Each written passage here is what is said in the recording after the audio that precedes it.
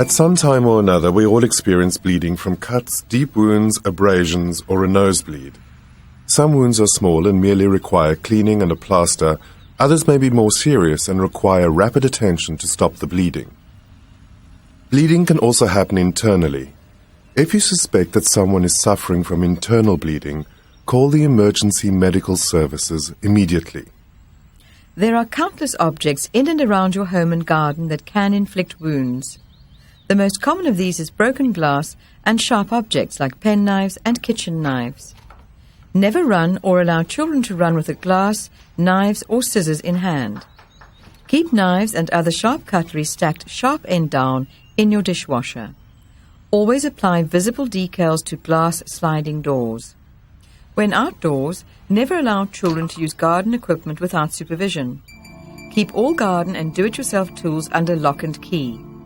Remember, most accidents can be prevented.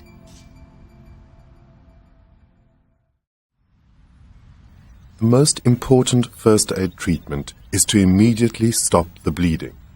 Remember, do not panic. Before treating a wound, ensure that you wear protective covering like disposable latex gloves to avoid the risk of infection. Using a clean cloth or paper towel, apply direct pressure to the wound by pressing on the cut. This will slow down or stop the bleeding. With severe bleeding, elevate the injured limb above the heart. You may have to apply pressure for 10 minutes or more in the case of a deep cut. When bleeding has stopped, apply a firm bandage to the wound. It must not be too tight. Bandaging does not need to be pretty, but it must be effective.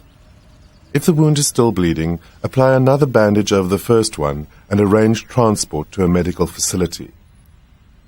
Look out for signs of shock like dizziness, feeling faint, pale, clammy and moist skin, and a lower level of consciousness. Reassure the child and maintain body temperature by covering the child with a blanket. Remember that children have a smaller blood volume than adults, and it is very important to stop the bleeding as soon as possible. If the wound is a deep or long cut, then stitches will be required.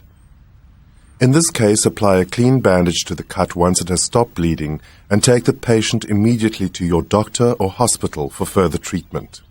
Following are a few simple treatments for different types of bleeding. For abrasions and small cuts, wash the area gently with water and mild soap. Remove any dirt.